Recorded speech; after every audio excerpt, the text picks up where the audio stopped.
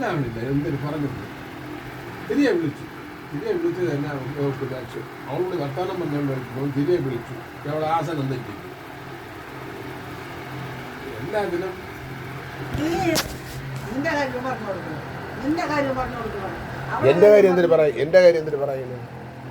എന്റെ കാര്യം എന്തിനുണ്ട് പറയാൻ? എന്റെ കാര്യം എന്തിനുണ്ട് പറയാൻ? നീ വിളിച്ചു എന്നുള്ളത് പറയില്ല. ഓ അങ്ങനെ. പിന്നെ എന്തിനാ പറയുന്നത്? അവൻ വിളിച്ചു പറയില്ല. നീ എവിടെ നിൽക്കുന്നെന്ന് പറയില്ല. അവൻ എവിടെ നിൽക്കുന്നെന്ന് പറയില്ല. നീ എന്തിനാ വിളിച്ചെന്ന് പറയില്ല. ഗിരീഷ് അവിടെ പോയെന്ന് പറയില്ല. ഇതെല്ലാം ഉത്തരവാദിത്വം എന്റെ തലയിൽ.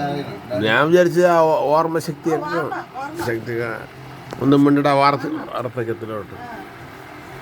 എന്റെ പൊന്ന ആരെന്തൊരു പറഞ്ഞാലും അതിനെ പറഞ്ഞു. ഞാൻ ഇതിന്റെ മുഖത്ത് എവിടെ നിന്ന് കേൾക്കണം. ഞാൻ അറിയുന്നതിനെക്കാളും കാര്യങ്ങളാണ് ഞാൻ ഒരു കാര്യം എനിക്ക് എന്തെങ്കിലും ഒന്ന് ഇട്ടാ എവള് മറുപടി പറഞ്ഞ വിളി നിന്നും കൊണ്ട് പറഞ്ഞ ഞാൻ ഉടനെ എടുക്കും. ഇങ്ങനത്തുള്ള കാര്യങ്ങളാണ് പറയുന്നത്. ശരി, രണ്ടാമത് അവളോട് എടുത്ത് ചോദിക്കാന്ന് പറഞ്ഞാൽ അവളോട് വല്ലതും ചോദിക്കണോ? അല്ലേ, ഒരു ചായ ഇട്ട് ഇതിൽ നിറച്ചുള്ള ചായ ഇട്ട് എന്നിട്ട് ഞാൻ അവിടെ ഇവിടെ കിടക്കുമ്പം ക്ലാസ്സുകളെങ്കിലും കണ്ടുകൊണ്ടാണ് ഞാൻ കഴിച്ചു പോണത്. അപ്പം വെള്ളം കുടിക്കണമല്ലോ എന്നും പറഞ്ഞുകൊണ്ട് ഞാൻ അങ്ങനെ എന്താ അപ്പം ഈ ചായ ഇട്ട് അടച്ചു വെച്ചിട്ട് അങ്ങ് വേറെ എന്തിനാ ജോലിക്ക് പോയി. ചായ ഇട്ട് വെച്ചിട്ട് ചെന്ന് നോക്കിയപ്പോ ഉറങ്ങണു. അപ്പൊ അതിനെയാണല്ലോ അത് ചായ എന്ന് പറഞ്ഞെങ്കിൽ ഈ രാത്രി അല്ല, ഞാൻ ഉറങ്ങണമെന്നും പറഞ്ഞുകൊണ്ട് കിടന്ന നേരം വിളിക്കുന്നത് ഏതുറക്കത്തിൽ പിന്നെ വിളിച്ചാൽ ഉണരും. എനിക്ക് വിളിക്കാൻ മനസ്സില്ല. ആദ്യം വിളിക്കാൻ പറ്റും. ചായ അവിടെ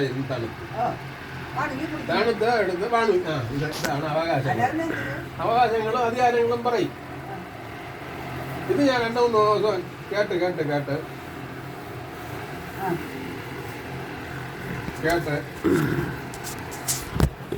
സഹിക്കാൻ വയ്യാതെ ആള്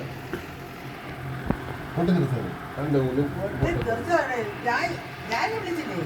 അതാണ് പറഞ്ഞത്. ചീത്ത വിളി വന്ന് സുധീറിനുണ്ട്, ഒന്ന് ഇദ്ദേഹത്തിനുണ്ട്. ഈ രണ്ടെണ്ണം ആ തൂമ്പിന്റെ ഇടയിൽ കൂടെ ഏത് തൂമ്പ് വെള്ളം പായുന്നില്ലേ? തൂമ്പ് ഏത് വെളിയിൽ പൈപ്പിൽ കൂടെ വെള്ളം പായുന്നില്ലേ? അത് മുകളിൽ നിന്ന് വരണ്ട വെള്ളമാണ്. അത് ഏതിലെ എവിടെ വെളിയിൽ പോണേ? തോട്ടി പോണേ? ആ സൈഡിൽ കൂടെ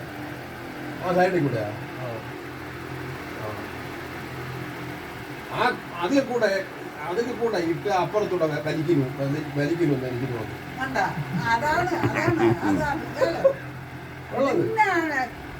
രണ്ടാമത് ഈ പേര് വരണ്ടു. ഈ പിന്നെ മൂർക്കപ്പാമ്പ് ബാല് തറയിൽ വെച്ചിട്ട് തല കൊട്ടി വെച്ച് നിൽക്കുന്നു. ഇതുപോലെ ഇത്രയും വയസ്സായ ഒരാള് വിരല് തറയിൽ കൊടുത്തിട്ട് ഇന്ന് കേരളത്തിന്റെ ഒരു ഭാഗത്ത് അവിടെ നിൽക്കുന്നു. കേരളം സംഭവം മനസ്സിലാക്കാൻ പറഞ്ഞ കേരളത്തിന്റെ ഒരു ഭാഗത്ത് ഏതോ സ്ഥലം നിലം പറഞ്ഞു കള്ള 70 വയസ്സായ അവളെ തള്ള, പെണ്ണിന് 30 വയസ്സായി, തള്ളക്ക് 70 വയസ്സായി. ഇന്ന് ഉച്ചയ്ക്കുള്ള ന്യൂസിൽ പറഞ്ഞുകൊണ്ടിരിക്കുമ്പോൾ